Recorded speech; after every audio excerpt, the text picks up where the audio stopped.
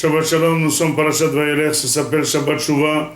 Vous savez qu'une des halachot les plus importantes des Chuvot de Yom Kippourim, c'est qu'il faut savoir que Yom Kippourim ne mechaper les fautes qu'il y a entre la personne et Akadosh Baruch Hu. Mais les fautes qui sont entre les personnes, Yom Kippourim n'est pas mohel que si jamais il demande pardon à son ami. Vous savez que pour demander pardon, le gras amène dans les siman Tafresh Vav, il dit qu'il faut absolument aller personnellement et demander pardon. Justement, il amène le Tanhuma qui mentionne que demander pardon, c'est se rabaisser devant son copain. Si jamais la personne demande pardon de manière hautaine, eh bien ça ne sert à rien, il faut absolument se rabaisser pour racheter.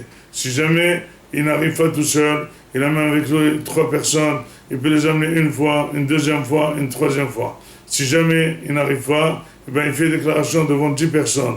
Voilà, ce monsieur, j'ai fauté contre lui, je lui ai demandé 3 fois pardon devant 3 personnes, je me suis rabaissé, il n'a pas voulu, eh bien c'est à Kadosh Baruch Hu de m'excuser.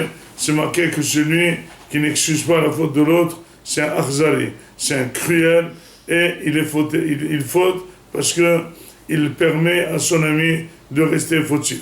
Mais tout ça a été dit, disent les Mefashim qu'il vaut mieux le faire la veille de Kippour. Pourquoi la veille de Kippour? Parce que si jamais quelqu'un aurait vexé son ami ou dit du mal de son ami à Pessah, s'il lui demande pardon, l'autre il va lui demander pourquoi tu me demandes pardon. Il va lui expliquer.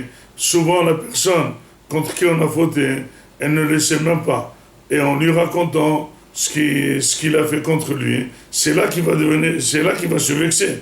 Donc il vaut mieux attendre la veille de Kippour pour que tout le monde demande Mehila. L'autre dit Mehila si j'ai fauté contre toi, l'autre dit Mehila. Mais ça peut marcher hein, que si jamais c'est une faute qui ne devrait pas détailler et que l'autre peut pardonner parce qu'il n'y a pas eu de dégâts. Mais si jamais quelqu'un a fauté contre l'autre, il a fait des dégâts, l'autre est obligé d'être au courant pour l'excuser. Imaginez-vous que quelqu'un qui tient un magasin, il a dit à un client qui achète chez le voisin que sa marchandise n'est pas très bonne. Et depuis, ce client n'achète plus chez lui, il achète chez un autre ami ou chez lui-même. Et donc finalement, il a causé un dommage. Ça ne sert à rien de demander à l'autre, excuse-moi. Je lui dis, mais qu'est-ce que tu as fait contre moi? Eh bien, il va devoir lui expliquer. Il dit, moi je ne suis pas prêt à excuser.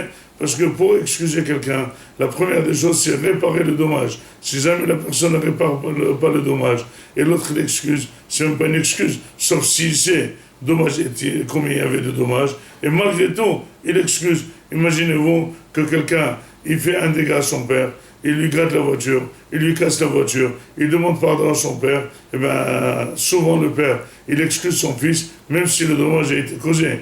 Mais si un voisin est venu stationner, il gratte sa voiture, et l'autre ne l'a pas vu, il n'a pas réussi à voir la couleur du grattage. Et donc finalement, la veille de Kippour, il dit, je vais te demander Mehila. Il dit, Mehila, qu'est-ce que tu as fait? Ne croyez pas que c'est une Mehila volée.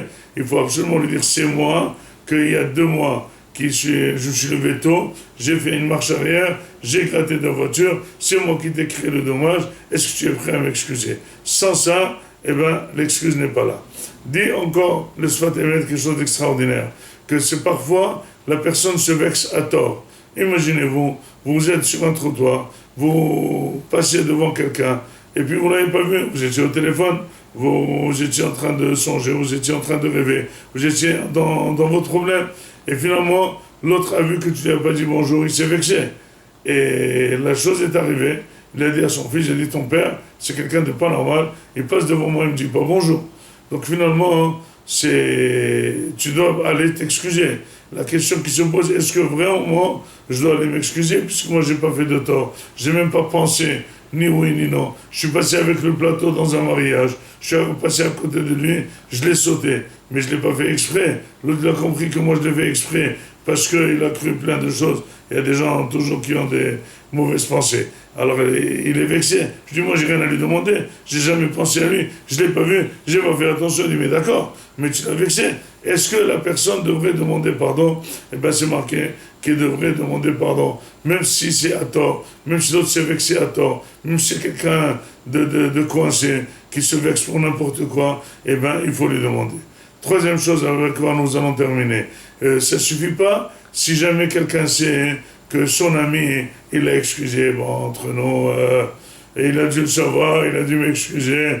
Ouais, je l'ai même dit, il excuse. Est-ce que ça s'appelle une excuse ou pas? Et bien, on apprend des frères de Yosef que Yosef s'est très bien comporté avec eux. Yosef est resté ami. Yosef les a consolés. Mais il n'a pas dit de lui-même, je suis Mohel. Puisqu'il n'a pas dit je suis Mohel, dit le Rabbeinu Bahaya, cette faute, elle est restée, et c'est ça qui nous a pris les Asara ou Harogé Malchut.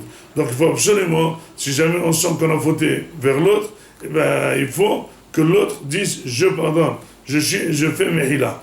Et de là, arrivons au Birkei Yosef, qui dit que si quelqu'un a fauté, ne demande pas pardon à son ami, qui ne pense pas que Akadosh Baruch Hu va le pardonner.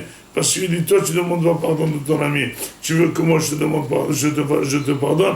D'abord arrange-toi avec tes amis, d'abord arrange-toi avec la société, d'abord répare les dommages que tu as fait, et c'est là que je vais t'excuser. Donc le travail est grand pour Yom Kippourim, ça c'est un jour extraordinaire, où Akadosh Baruch Hu est Mechaper Lanu, mais il faut faire l'effort de se rabaisser, demander pardon à autrui, pardonner aux autres, ne pas être dur, ne pas être cruel. Et là, nous allons ézocher la kapara qui bayom azeh chaper alechem, l'état etchem et kol hatotechem, l'ifnei Hashem, titharu. J'espère avoir le temps pour faire encore une dracha, l'chvod Yom Kippourim. Shabbat shalom à tous, kol tov.